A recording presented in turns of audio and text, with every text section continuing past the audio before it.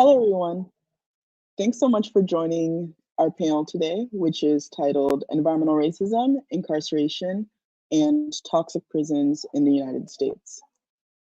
I'll wait about 30 seconds or so to a minute before we get started.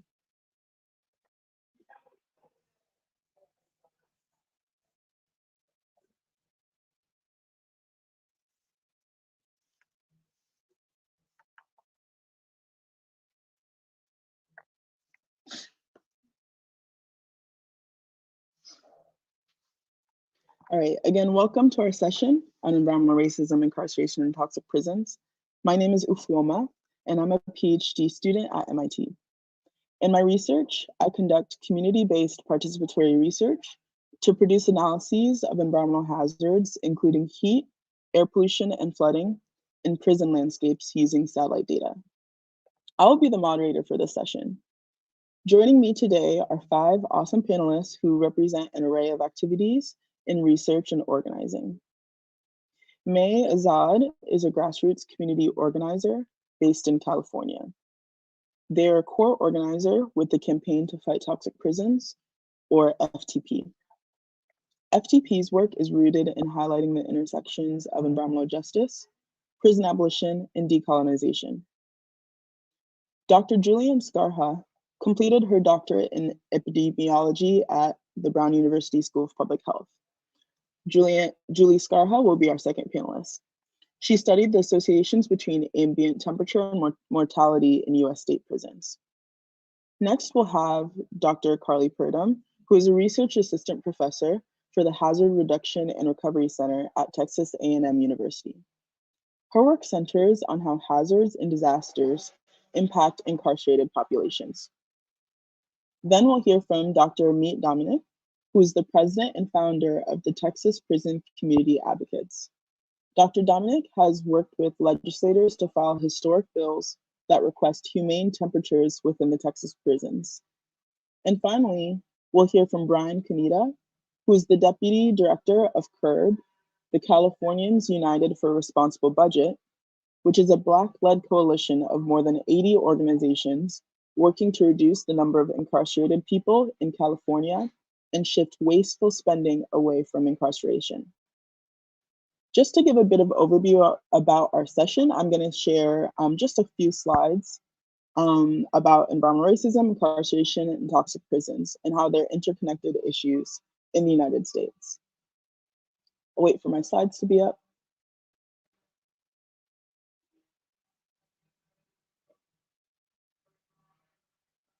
Thanks. So, toxic prisons refer to correctional facilities such as prisons, jails, and detention centers that are located in areas with high levels of environmental pollution or environmental hazards and burdens, exposing incarcerated individuals and staff to a range of health risks. To illustrate some of these issues, I want to begin by just briefly highlighting some narratives from directly impacted people and organizers from some of my own forthcoming research. I just want to read some quotes. I was in prison in Pekin, Illinois, and we were right across the street, literally right across the street from a power plant that was just belching this sulfurous smelling stuff. And I know that I have asthma, and that was really aggravated there. There were times when we just couldn't go outside because it wasn't just the smell you'd breathe in. It was like your lungs would hurt. I was in Wasaga in Minnesota before, and they had no air conditioner. So you got conditions where it's 100 degrees inside and you're trying to use a little fan. These issues disproportionately affect marginalized communities, particularly people of color and low-income individuals. In this session, panelists will discuss the various aspects of toxic prisons and environmental racism in the US, the impact on incarcerated individuals, the multi-pronged movement against toxic prisons, and alternatives that are more in line with environmental justice principles and human rights frameworks. Each panelist will speak for about 7 minutes, and then we will have a question and answer. Please use the comments section to your right, I believe, to ask questions. And you can mention a specific panelist name if you want the question to go to them. Without further ado, please welcome our first speaker, May Azad from Fight Toxic Prisons. Hi, thank you so much, Ufoma. I'll wait for my slides to be up. Sweet, thank you. First, I just wanted to thank everyone for being here and all the organizers and Ufoma for facilitating and all of the speakers today. I'm really grateful for the invitation to share about our work. I think Ufoma gave a really great overview of like some of the impacts of toxicity in prisons, and we'll talk a little more about that. My name is May. I'm representing the Campaign to Fight Toxic Prisons, and we are a grassroots organization. We're not a nonprofit, we're not academics, we're not any kind of institution. We're just people, community organizers, and we work alongside incarcerated and formerly incarcerated people to draw attention to some of these issues. Can you move to the next slide, please? So this is a photo from one of, this is a photo from one of our recent convergences back in 2019. So this is something, big part of what we've done in the past is to bring together kind of disparate movement spaces from people who are studying environmental justice, like ecological devastation, also people who are doing ecological defense work around deforestation, pipeline resistance. So bringing those people together with abolitionists and formerly incarcerated people, and really creating space for these communities who otherwise might not be able to be in the same space or be in conversation to kind of share skills, tactics, knowledge, and really build bridges between these spaces. And before I get more into our work, I would like to I'm going to read a poem by Clinton Nkechi Walker, who is currently incarcerated in Pennsylvania. And in our work in FTP, we generally try to bring in the voices of currently incarcerated people whenever we're invited somewhere like this. And we weren't able to do that this time because of like timing and digital like technical constraints. So I just want to read this poem to start off because Nkechi really highlights just like the different layers and types of toxicity in the carceral system. So you could switch to the next slide, please.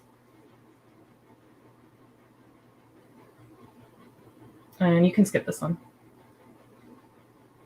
So this is Nkechi. Please note the address at the bottom of this slide is outdated, but the name and number are correct. So if you want to write to him, just look up like Clinton Walker and the number and Pennsylvania DOC, and you'll be able to find where he's at now. So I will read this poem. One sec, pulling it up.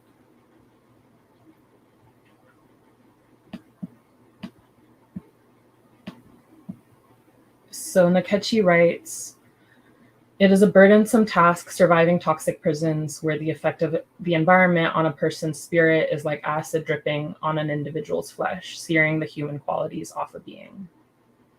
The elemental conditions of prison in their own right are toxicogenic in producing toxic components and poisons within the atmosphere. These elements breed emotional dejection, conjuring frustration at having to breathe spawns of black mold and dust-filled air.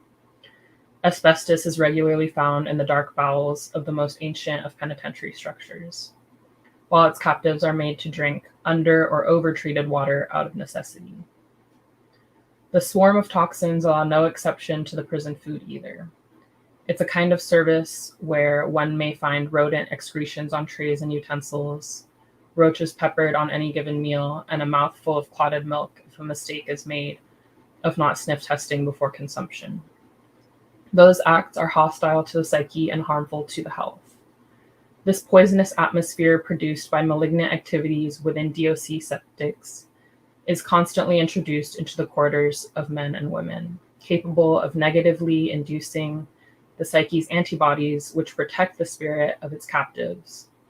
In some, the prison system and its toxins produce depression, anxiety, dependence, destruction, hopelessness, helplessness, irritation, frustration, aggression, suicide, and many other nouns related to such.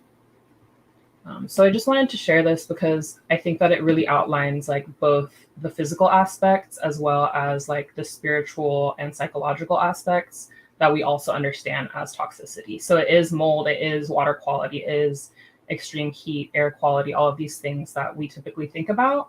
But the ways that the prisons are socially toxic and toxic to people's state of mind also is important. Next slide, please.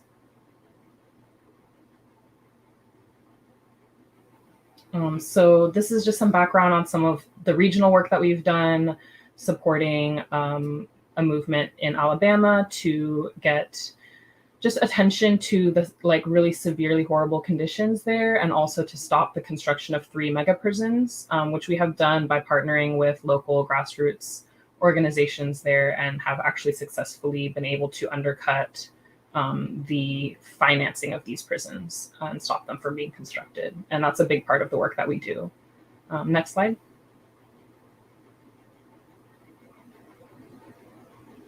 So I talked a little bit earlier about the relationship between like bringing together ecological defense, communities and tactics, and abolitionist ones. And so I just wanted to share this. As you can see, there's a person sitting on this tripod, and this is outside of a core civic facility, which is a private prison, or a core civic office building, which is a private prison company, one of the largest. And so this is one way that we bring together people who have these skills in like forest defense, for example, and apply those to abolitionist strategies. Next slide. So a big part of our work for the past 5 years has been hurricane disaster awareness and trying to get facilities evacuated that are in evacuation zones during hurricanes. So this started in 2018 when Hurricane Harvey devastated FCI Beaumont, and people inside of that facility died in the days following the storm, not from the direct impacts of the storm, but from a lack of drinking water. And so that's a big thing that we do now, is trying to alert people inside and outside to upcoming storms so that people can prepare, and also to push for evacuations, which we've actually been really successful in. Next slide, please. So this is some of the materials that we put out. For example, in Hurricane Florence, kind of letting people know that a hurricane is coming, that they can, asking them to kind of stockpile water, because we know that the facilities are not doing that.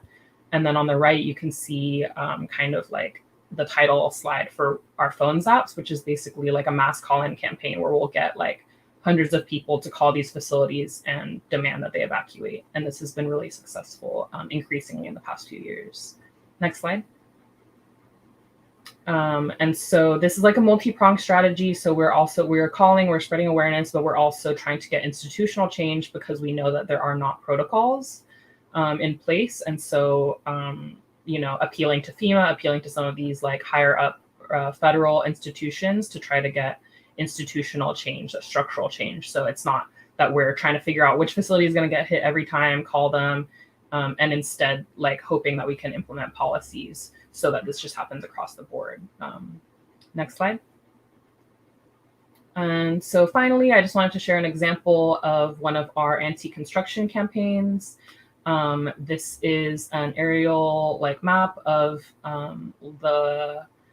what would have been the most expensive prison in US history, that the BOP was trying to construct in a former mining community in Letcher County, Kentucky. And as you can see, it is directly on a former coal mining site and adjacent to an active coal slurry pond, so very toxic.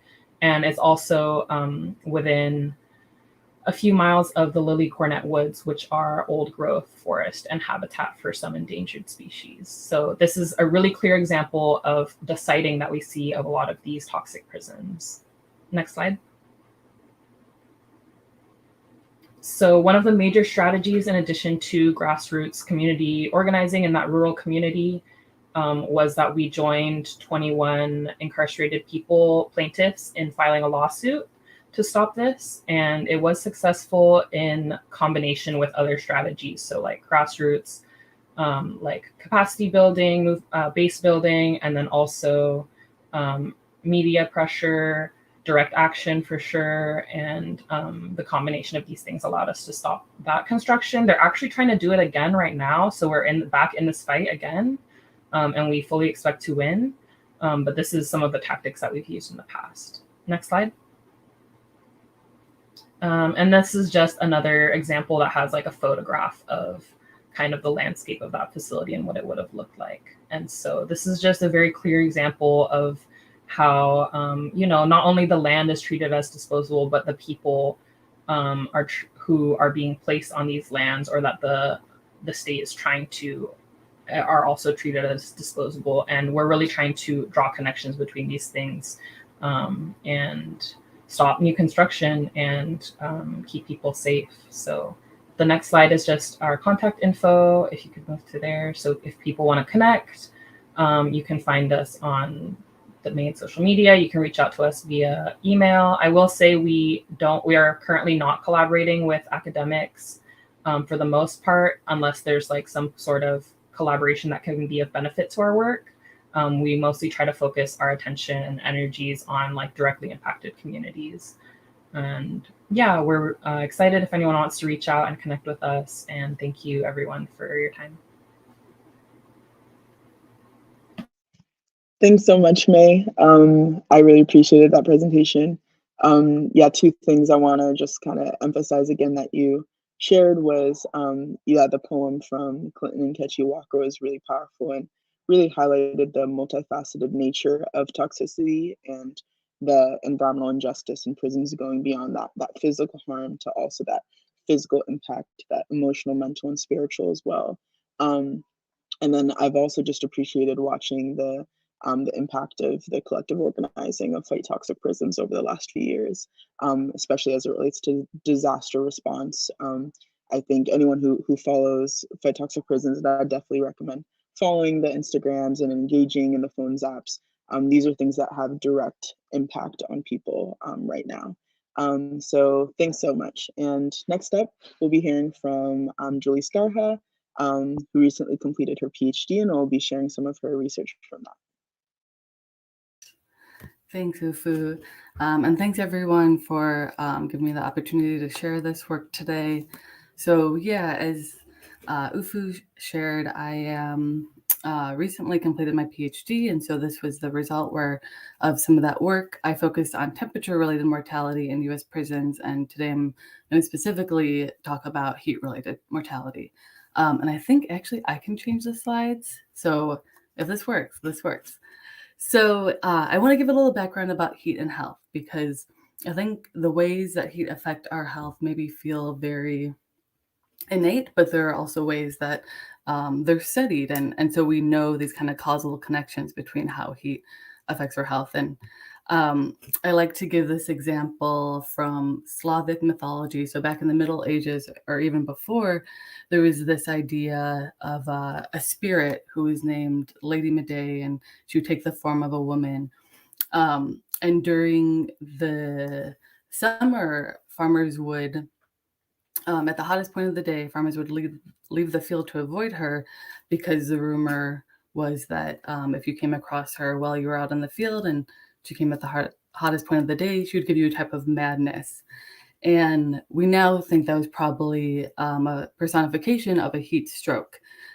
So just how people structured their days around avoiding heat, because we know that heat affects our health, and we've known this for a while.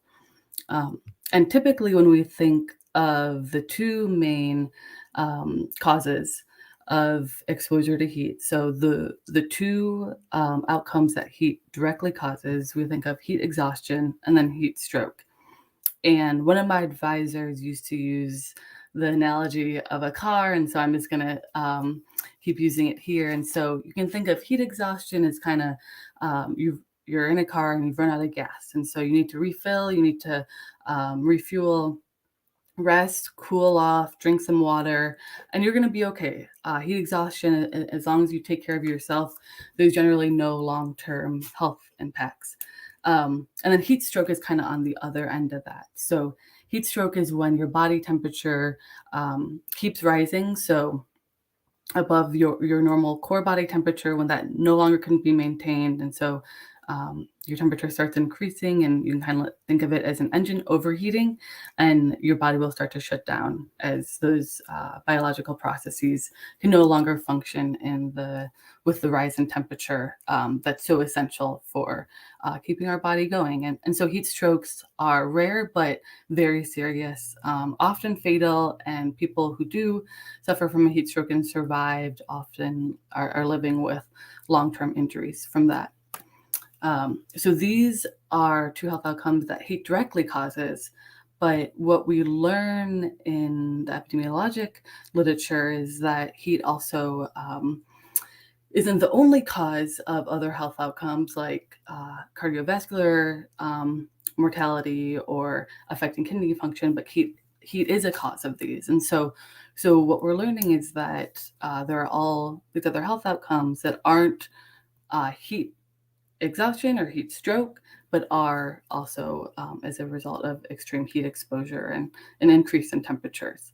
So some of these examples are increase in renal diseases, so kidney function, increase in cardiovascular mortality, increase in respiratory disease. And then we also see an association between increase in temperature, ambient temperature just refers to outdoor temperature, and suicide risk. And so like when we're thinking about how heat affects our body, right, there are all these behaviors we engage in to help maintain that core body temperature. And when we can't do that, and when our body starts working extra hard to help maintain that core body temperature, that's when we see an increase in all these different health outcomes. And also within the evidence, we know that not everyone is affected equally by heat. So there are populations that are particularly vulnerable. That includes people without access to AC infrastructure, people who are socially isolated, older adults, and people with chronic diseases and comorbidities. And that includes people with mental health disorders who might be on psychotropic medications that can then affect how your body can regulate that core body temperature and maintain that core body temperature, or chronic diseases like asthma, which can increase your risk of a severe health outcome when exposed to heat. So where do we also see all these populations? There are also people in prison who also have chronic diseases and are socially isolated, older adults. So when I started my research, my first objective was to determine the association between summer temperatures and mortality inside U.S. prisons. And I won't go into too much of the details of this study, but here's where you can find the paper if you want to read more about the methods and the data sources that I used. But I will share some of the results. So what I found looking at all U.S. prisons in the continental U.S., state prisons, so that includes private prisons that are state contracted. What I found was for a 10-degree increase above the summer mean temperature, I saw that the risk of death in prisons increased by 5.2%, and specifically the risk of heart disease-related mortality increased by 6.7%. So how does this compare to other studies? Because the methods I used are quite common in the field of studying heat and how it affects our health. And so there have been lots of population studies with the US general population. And so we can see that other studies have found that a 10-degree increase in temperature increased risk of death by 3.5%. Another study in 9 major U.S. cities saw that a 10-degree increase resulted in a 1.8% increase in risk of death. So generally, what I'm finding is that the risk of death from heat exposure in prisons is greater than in the U.S. general population. And I think the reasons that we've heard about and we're going to keep hearing about kind of explain part of why we see that increased risk. So the next, another chapter of my dissertation was to focus on the impact of air conditioning on heat-related mortality in Texas prisons. So the results of this research was also published, and feel free to check out this paper, and you can read about the data and the methods. but I'll just share a little of an overview. And so some of you might be familiar, but in Texas, at the Texas Department of Criminal Justice, there's a standard for jails. So the temperature in jails has to be maintained between 65 degrees and 85 degrees. But that same standard doesn't apply to prisons. So I worked with the Texas Prison Community Advocates to determine which Texas state and private prison facilities were mostly air conditioned and which ones mostly did not have AC. And you can see here, so the data I used was between 2001 to 2019. And this graph here on the left, it shows the heat index at the bottom. So you can see that as the temperature increases, so does the risk of mortality in prisons without AC, but not in prisons with AC. In fact, even as the temperature gets higher, I saw that there might even be a protective effect in prisons with AC, where the risk of death might actually decrease on those really hot days. And then I also looked at extreme temperatures. So those extreme, like once or like small percentile, or that don't happen very often days, those extreme days. And I found between 2001 to 2019, there were 271 deaths in summer months that were attributable to extreme heat. That was essentially 13% mortality during this time period that I looked at. And to give an idea of the US general population, right, same methods, usually we see less than 1% of mortality due to exposure to heat, so about 0.5%. So in this setting, we're seeing essentially a 30-fold increase in heat-related mortality, which I think is pretty major and also speaks to the conditions that people are facing. And so thank you for listening. So this work was funded by the NIH. A special thanks to the people who really helped me and guided me through this research. And then my contact info is at the bottom there. So happy to answer any questions at the end, or please feel free to reach out. Thank you. Thank you so much, Julie. Yeah, no, your research has really been, I think, groundbreaking and opened up a lot of more analysis and attention to this issue.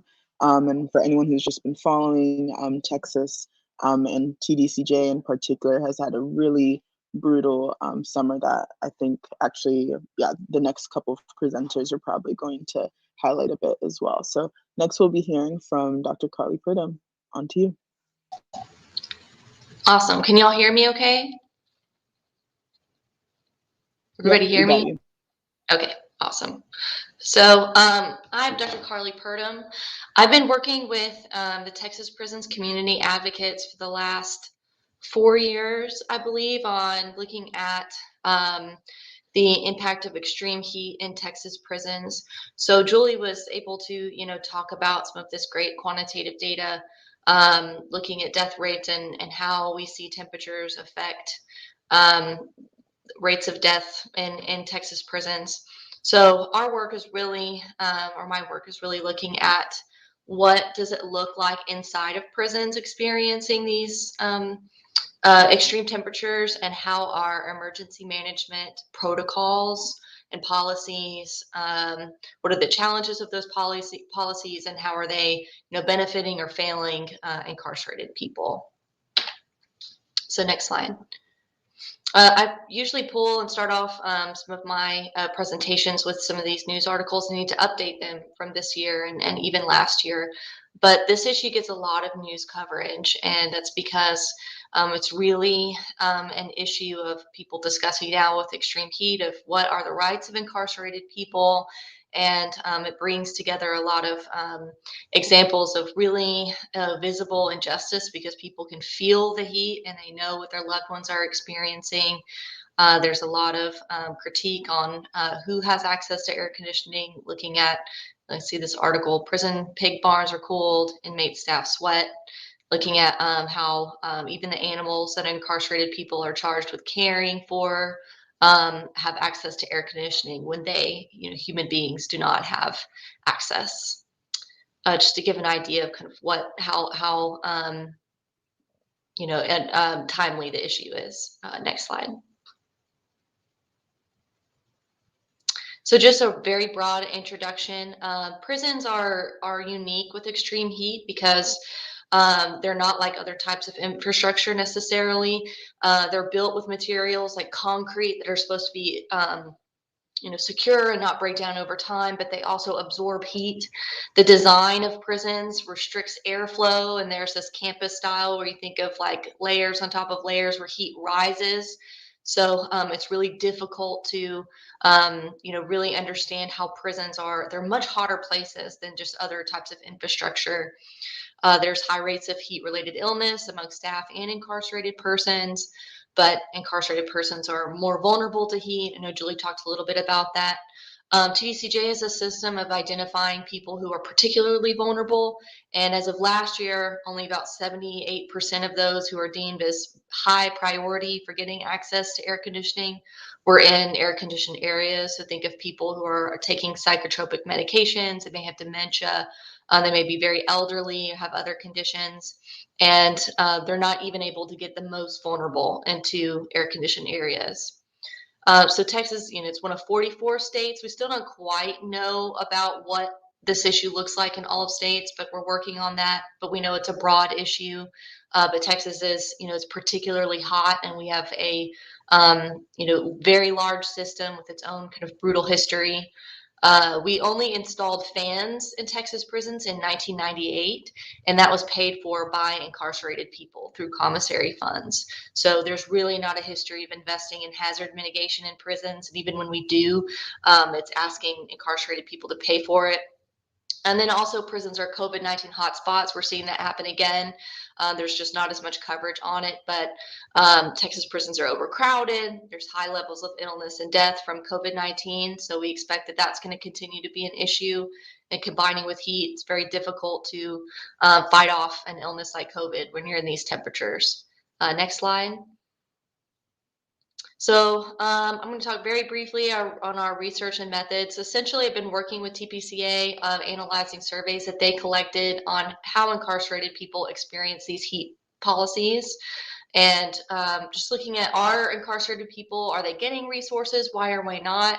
And what is the quality of those resources? How does incarceration impact getting access to resources that would theoretically reduce your risk of heat illness? Next slide. I don't think I have time for this, so we'll go next slide. So looking at water access and quality, one of the ways they reduce heat illness is they say, okay, everyone has access to water, but what does that mean when you're incarcerated? Is they can't just go buy a water bottle anytime or use a water fountain. They're primarily accessible in Texas through water coolers. And from our recent data, 13 participants said they did not get water at all distributed by TDCJ. And that's a significant number when you get how large the population is. But on the other hand, 60% reported not having a cup. So even if you do have a cooler, how can you drink the water when you don't have a cup? Every person's given a cup. You can see that small green cup on the picture. If you're not given a cup, how are you going to be able to take the water? That created a lot of water quality issues of people dipping their hands in or unsanitary objects like a hat or something to try to get the ice out. So even if there is water, they might even have, a cup. That's something that all of us don't even think about. We also saw when looking at that water access question, answers were generally all over the place. It was consistently inconsistent. Some people said we get it frequently. Some people said we get water, they refill the coolers maybe once a day. They refill them twice a day. But they're constantly running out because of how many people are in those areas. So access to water is a significant issue. Next slide. Next slide. I'm sorry. I think y'all have the wrong slides for me. That's my fault. Let me pull up my other slide really quick, and then I'll just. So sorry about that. Slides.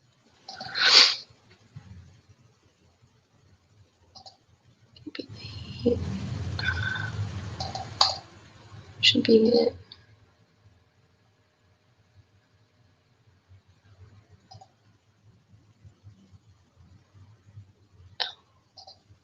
Hang on.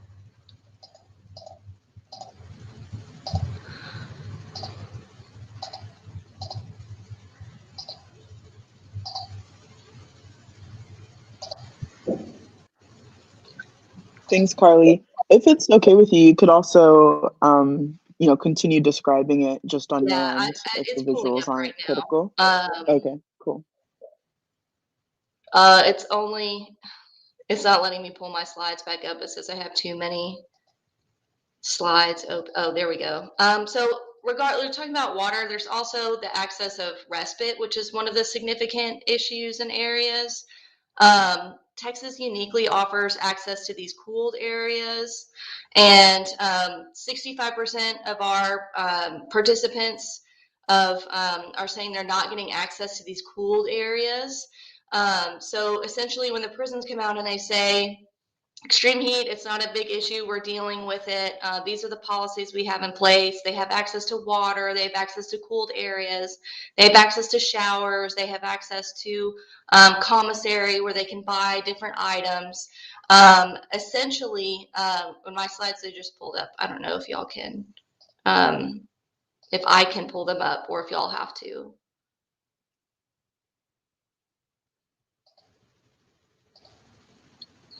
Carly, we just have about 1 minute left, so Okay. maybe you could summarize on your Okay. end. Thank you. Sure. And if anyone wants to look further at our report, you can go ahead and find that online. But essentially, those policies, the way they actually happen in prisons is constrained by the number of people that you have. But that also means that the only way for prisons to respond to heat is in these really limited ways that aren't effective. So now staff, whenever they have their regular duties that they're supposed to be doing, now they're also tasked with doing wellness checks and with refilling water coolers and with escorting people to respite or making sure people are filtering in and out of respite. In a respite area, a cooled area, that's the significant policy difference in Texas. Is they say everyone can get access to air conditioning because we have cooled respite areas. Anyone can ask and go at any time for as long as they want. But what we found in our research is that people are not, they're asking to go and they're getting constantly denied because there's small, limited spaces in the prison. It might be the barber shop, might be the chapel, it might be the infirmary. And those spaces already have day-to-day uses. They're not creating new spaces for respite. And they can sometimes only hold, say, 14 or 15 people. And when you have, that's the only cooled area, and you have hundreds of people asking to request it, yeah, they're constantly being denied.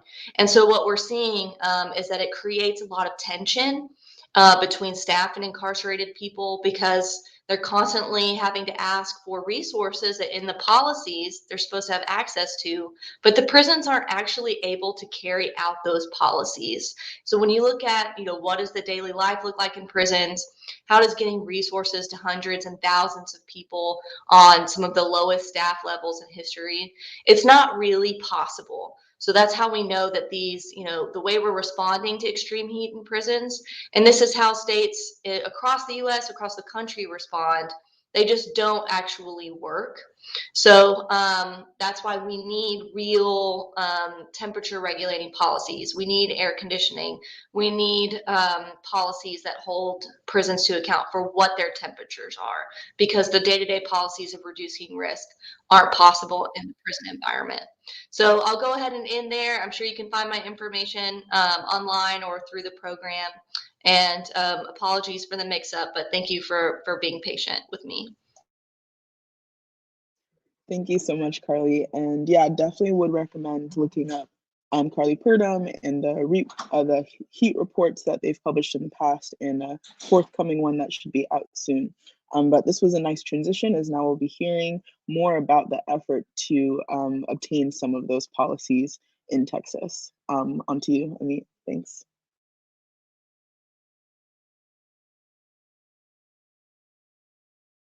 I think you need to unmute. So sorry about that. I'm Dr. Dominic. I'm president and founder of Texas Prisons Community Advocates. My background actually is in psychology, predominantly social psychology. So I think I want to come at this presentation from a different direction in dealing with the oppression within the system and looking at some of the nuances that help to continue that level of systematic oppression. So the first thing I want to start with is one of the strategies we've utilized at TPCA try is to try and pass policy, as Dr. Purdom had kind of alluded to earlier, that would force more humane conditions within the prison system. So when you're trying to impact policy, you need to understand a little bit about the system and how that the people in authority who drive policy, how that process actually works. So here I'm gonna focus in on Texas, but of course other political structures are very similar. So basically in the state of Texas, our legislative body only meets every 2 years for about 5 months. So you can already imagine that that is a very fast-paced process, not a lot of input from members of the public who are truly impacted by the situation. And I'm not going to go into detail about their process, but just that picture alone lets you know about how convoluted that process is, especially for the layperson who's involved in this process. Now, our organization works with incarcerated individuals as part of our driving force, their experience, but we also deal with our family members. And part of the reason why we are dealing with our family members is they're an impacted population that typically is kind of overlooked. They're impacted by their loved ones having the incarceral experience. They're footing the bill. They are, the saying is, we're doing time with them, right? So our family members are the folks on the outside who are going to be available to drive any strategies that influence policy change. In order for them to do that, they're going to have to be educated about how that system works. So that's the direction that I'm coming from. So looking at policy,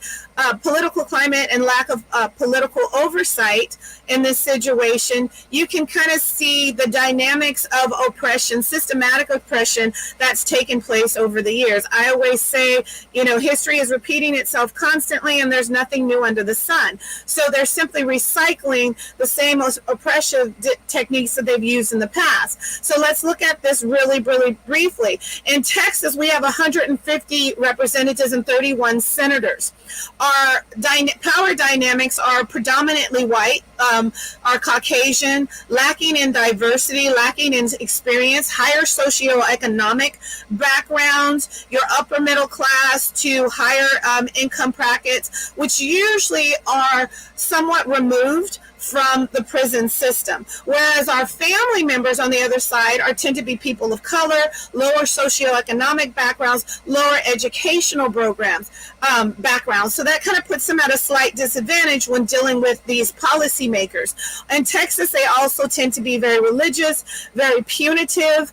When we look at psychological persuasion techniques, fear tends to be the main line of strategy here. So when we're combating that, we need to know that those things are in existence, and how do we empower these family members, empower those who are incarcerated, and educate them so that they can efficiently deal with this system and provoke some type of policy change. In our process, a brief history of what we've done to get legislation passed for air conditioning in the Texas prisons starts at about 2019 with the first bills on AC. And in that year, the bills didn't go very far. We didn't have a big push at that year. The next year, we got more legislators on board. There were more bills that were actually filed asking for just that 65 to 85 degrees. And then in the third year, more legislators, in third session, we got more legislators involved, and actually were able to secure funding. However, that funding did not go through. The bills have not passed because of the current culture within our legislative structure. So these are just an idea of some of the bills that we had in place. This is, let's get into the process that relates to fighting for air conditioning. This is just a slide that shows you one of the things we do with our family members, which is to educate them. A lot of them don't even know who represents them.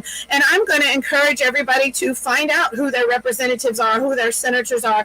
If they want to be involved in this type of fight, you need to understand who they are and how things work. So this is just an example of the beginnings of a trainings that we did for our impact impacted family members. A lot of preparation goes into these, and we saw in May's presentation a lot of organizing, a lot of events where we utilize a lot of grassroots strategies, mobilizing and empowering people, conducting research, as you saw with Dr. Purdom and Dr. Sakara. So we really appreciate those research partners. And one of the things that I found that's really essential with that is other individuals getting involved that are not part of the typical impacted community.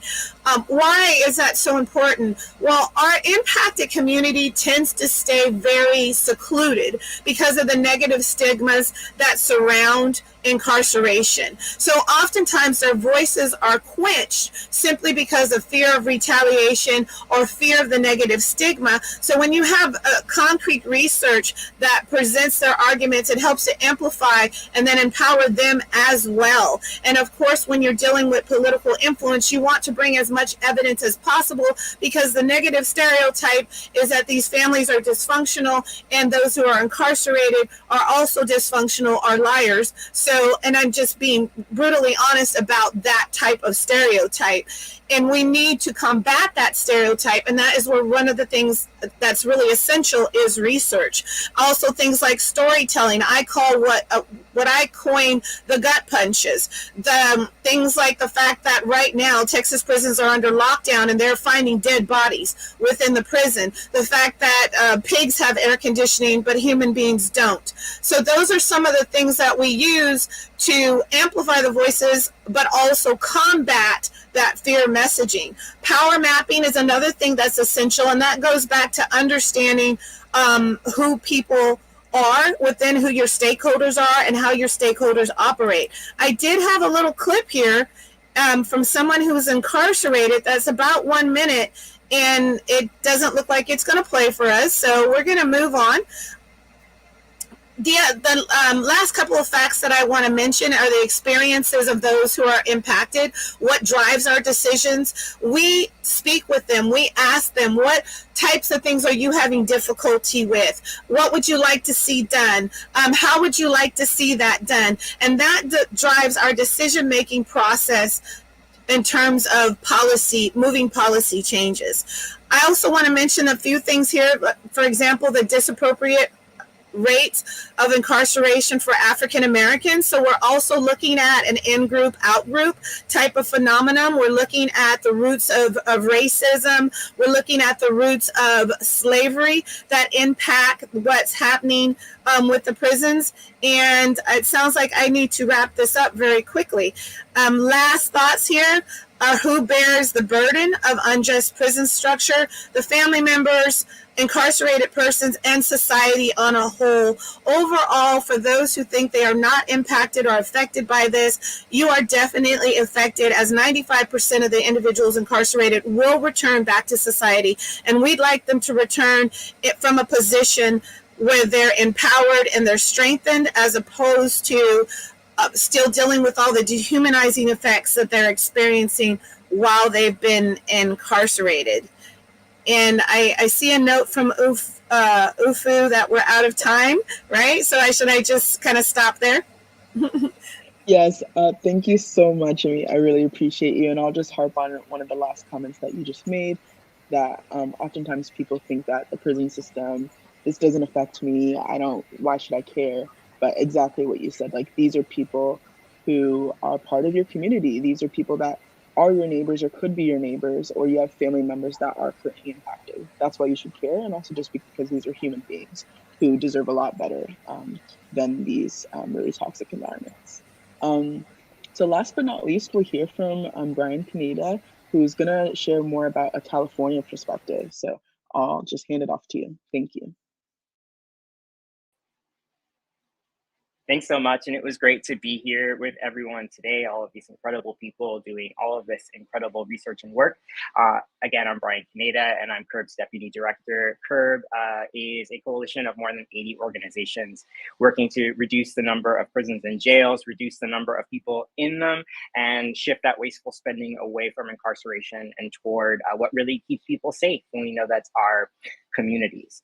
CURB co-leads the campaign to close California prisons, and statewide organizers from the grassroots are calling for at least 10 California state prisons to be announced for closure by 2025.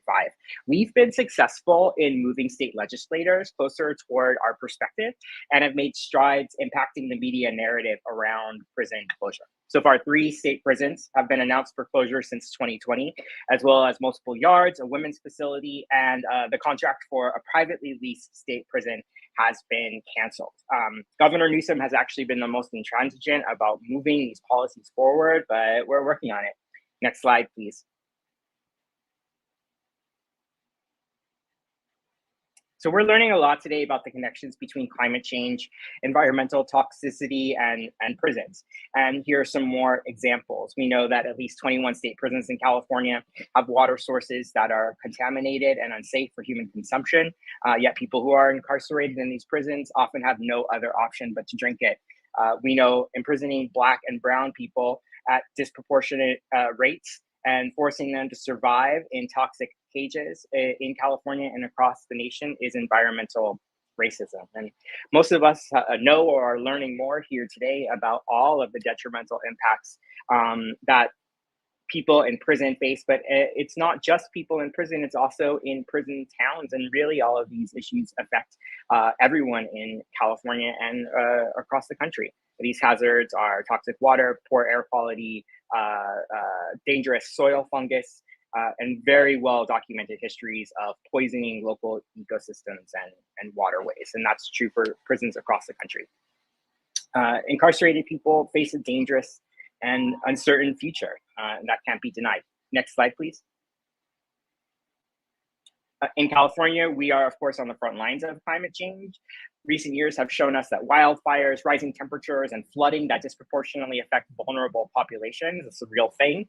One of our member organizations, Ella Baker Center, they just released this incredible report. It's called Hidden Hazards, and it really uncovers the unpreparedness of the California carceral system to respond to these climate hazards. They've collected data through expert interviews, surveys of nearly 600 incarcerated individuals, and spatial analysis. And their findings underscore the unique challenges that incarcerated individuals face during climate hazards. Next slide.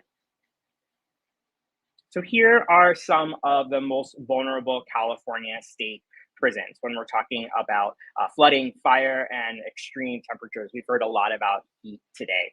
The data in this report provides really valuable insights into the urgent need to address environmental justice within the prison system, honestly, before it's too late. And we're talking about severe illness and death at a really significant scale.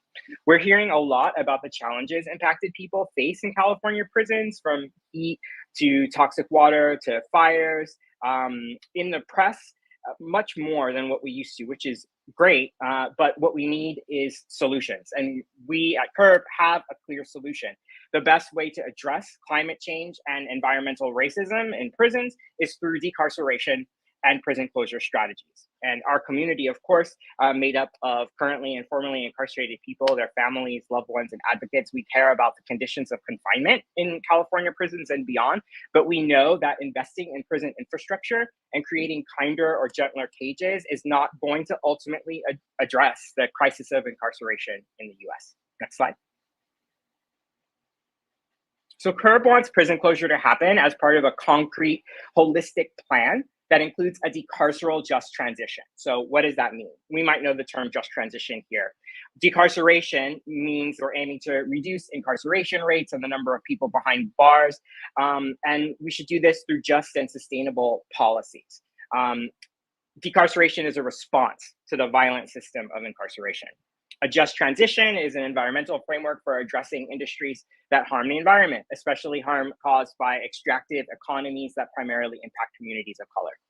Prisons are an extractive economy as well, stealing labor, resources, and hope from current and future generations. So a decarceral just transition is the process through which we support communities with prisons to shift their local economies and community focus away from incarceration and toward healthier, life-affirming investments and infrastructure. So we're saying, yes, a just transition, it should be implicit that it ought to be decarceral, but it's not. In some places across the country, they're suggesting, and we heard earlier today, replacing coal mines with prisons, right? So propping up dying economies with another dead-end economic solution.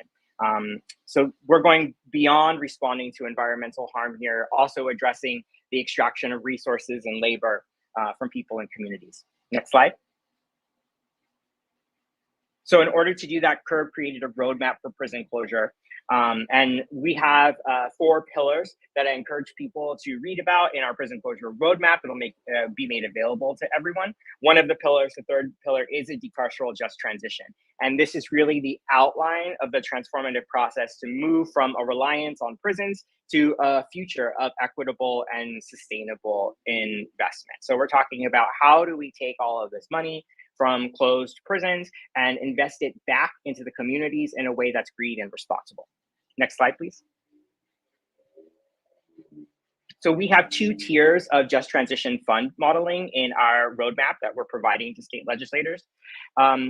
Illustrated here focuses on tier 1, which includes sustainable and green investments, public health initiatives, and responses to the climate crisis. And this funding approach ensures that communities impacted by prison closure receive the necessary resources to build a better future. A lot of these suggestions, redevelopment grants, tax credits, they come from ideas that were highlighted in New York's work to close prisons in their state. Next slide. Tier 2, equally important, the priority consideration for communities impacted by prison closure for economic recovery. So making sure folks are funded and that their funding is a priority when we're talking about closing down prisons and creating a green future. Next slide. A big piece of that is also prison repurposing. So it's vital that we develop these strategies. These strategies focus on reimagining closed prisons as spaces and for purposes that enrich communities. And that includes housing and sustainable agriculture. And really what's so important about this process is the community's involvement, the community's input. Because really we're talking about bringing things back to the people and figuring out, what do our communities dream of when they are building together? Because no community's dream for their town is a prison. Next slide. Thanks everyone for their time and attention today. Really encourage folks to download our roadmap. It's really, I think, a really innovative piece of work that's driving both narrative and legislative change in California. And really together, what we're all doing here is trying to address the critical issues of EJ, health disparities, and the urgent need for the decarceration of prison closures and a just transition to an earth that's a little healthier for everyone and a sustainable future for all of us. Thank you so much, Brian. I've really loved following CURB's work because I think it really illustrates how you can take abolitionist praxis and still move the needle in a legislative context. So thanks everyone for the presentations. Now we're going to move to Q&A. Feel free to drop questions in the chat and I'll try to get to them as well. But I'll start with some of my own questions. So a challenge that has been started to be raised in the environmental justice literature over the last decade or two has really been the fact that this issue of environmental injustice in prisons has really been at the margins of even environmental justice spaces. Environmental justice literature and activism has tended to focus really more on neighborhoods, communities, things of that nature. And so I wanted to ask, and this is a question in particular for those who've been active in legislative activism. How have you engaged this challenge of trying to bring in kind of mainstream environmentalists or mainstream environmental justice activists to confront this issue of prisons and join you for collective action? And this is, in particular for, Ryan or May as well. I guess I'll start. Well, I think it's kind of evidenced by the work that's been demonstrated today by Dr. Sakura and Dr. Purdom, bringing those arguments to the politicians. Literally, if I'm going to like practically explain this, when Dr. Purdom first did her report, we literally walked that to every office within the Texas Capitol, letting them know what exactly the findings are. Also doing things like amplifying that on social media, the reports that come out, letting them, we've had some private meetings with things like staffers that were involved to help them understand what's going on, and then also testimonies have been essential. I know Dr. Purdom has testified at the hearings at the Capitol during interim in the past. And then I've got to mention that also going back to that means of oppression, that's one of the things that the powers that be is now trying to fight. So now that more academics are entering the arena and they're presenting their research, we get other laws suddenly coming out of the woodworks, like to laws that impact tenure, or say no lobbying for those who are doing academic work. So it's a bit of a challenge, but essentially we're taking it, we're putting it into kind of layman terms, bite-sized pieces for these legislators, and presenting it wherever we possibly can.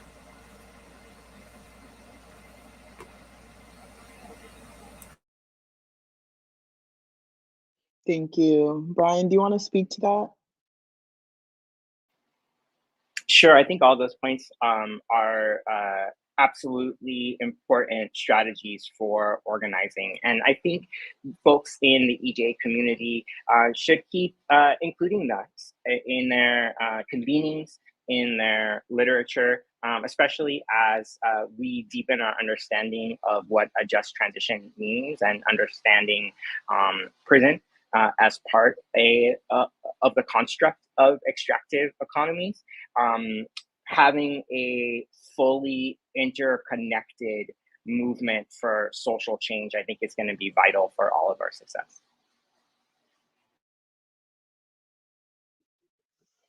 And kind of building off of the comments about the use of research, what are some of the top highest priority, like, maybe research areas that you feel like would also push the needle in this broader conversation? And this can be a question for anybody.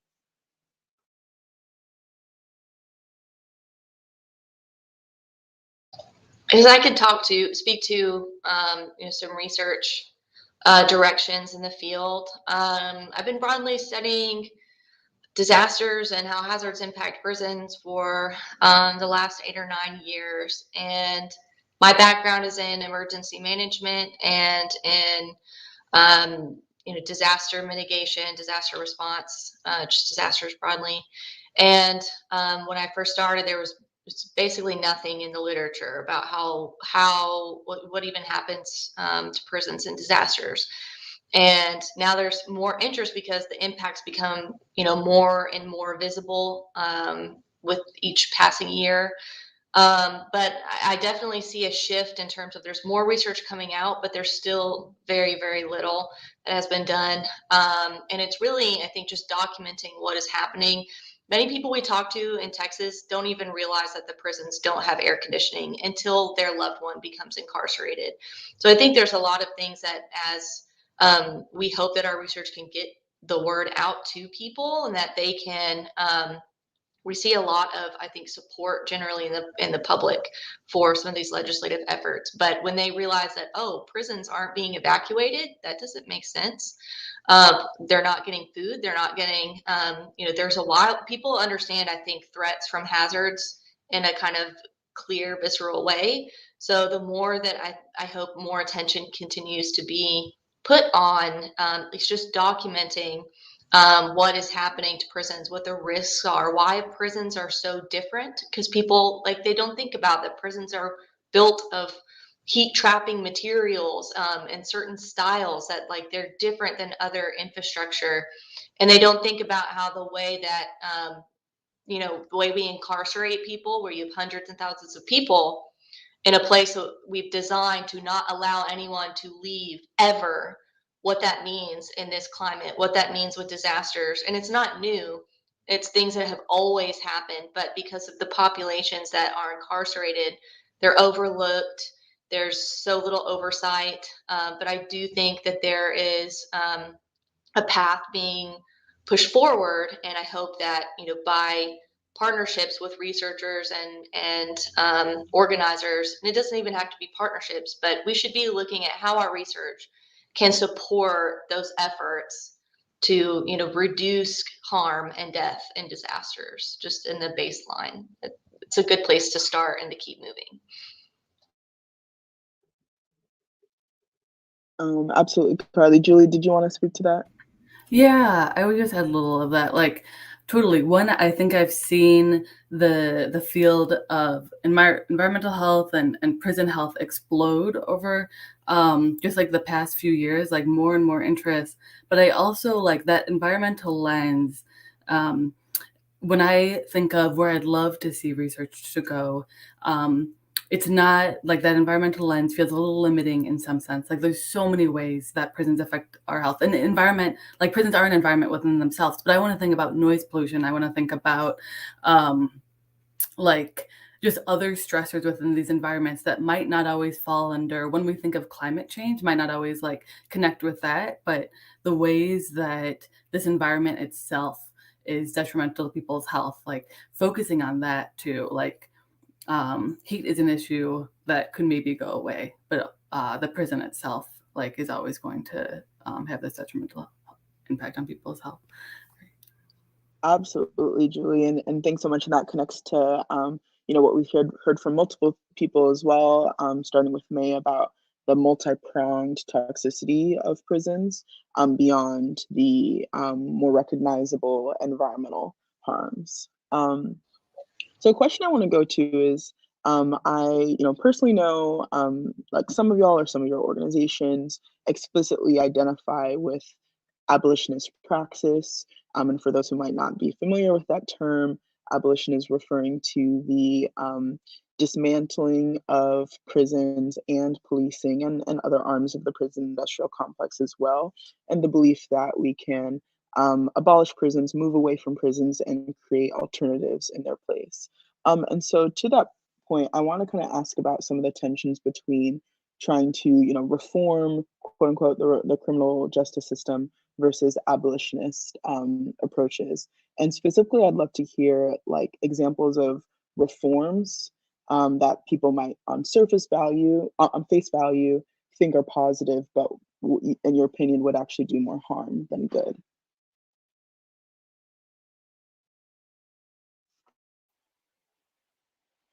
I can speak to that. Yeah, I think that's a really excellent question. And CURB is a coalition. So not everybody in CURB identifies as an abolitionist, but we have to commit to an abolitionist strategy for organizing, which doesn't disrupt the work that's happening at the grassroots to make the most radical changes. And when we think about what abolition looks like in practice, I think one of the central components is that we aren't building things that we have to dismantle in the future. And that's what a lot of reform work does, because it is tinkering around the edges instead of addressing the root cause of the issue. And I think the most dangerous thing that's happening in California right now around this is what the Newsom administration is calling the California model.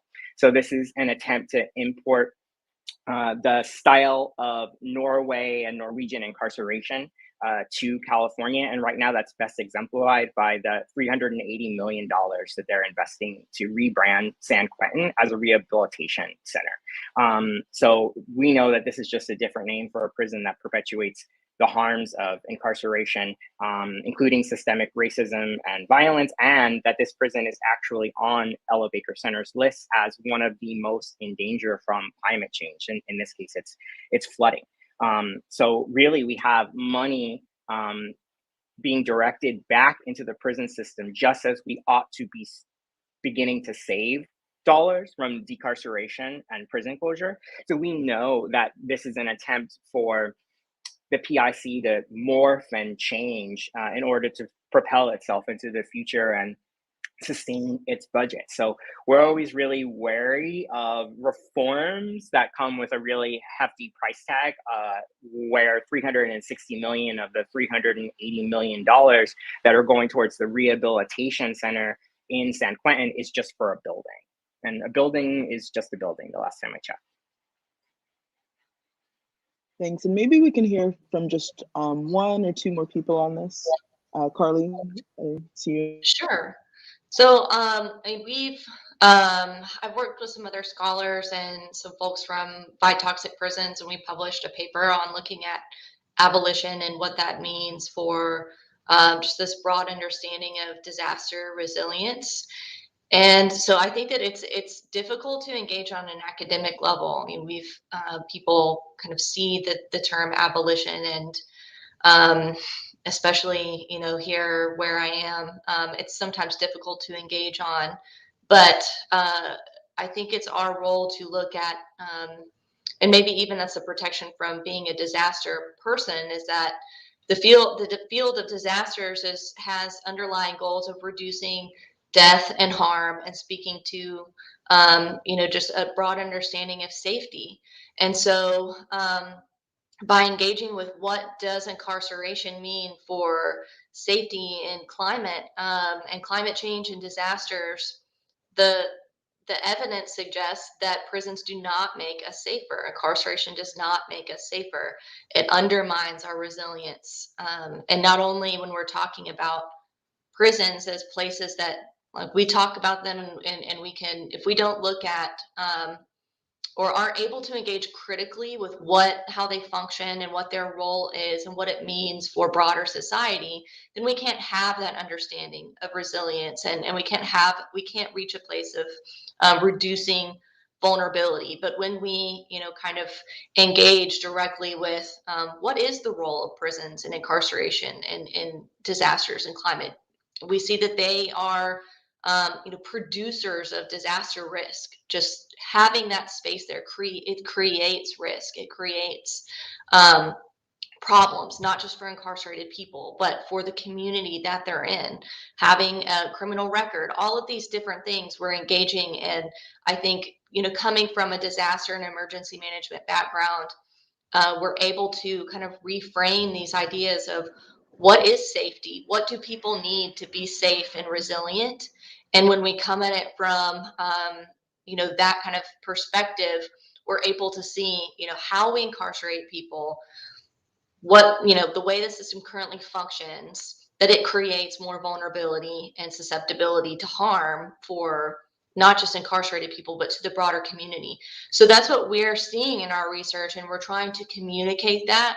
It's sometimes difficult in like a field that's has very clear ideas on what public safety means, but we're able to, critically engage in that area and push. I'd say with research, we talked about research a minute ago too, but I think that's a direction that the research is also going in.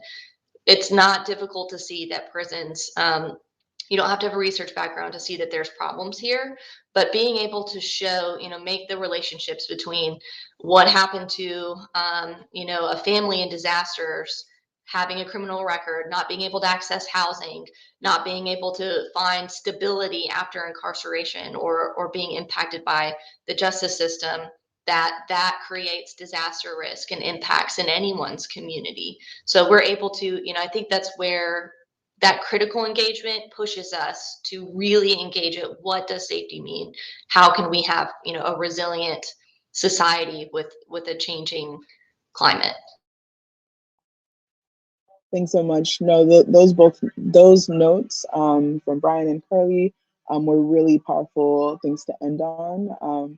I think that abolition is something that all of us, both in the academic sphere and the organizing sphere, need to take more seriously, because if not, we run a risk of continuing to perpetuate harm in all sorts of parts of society.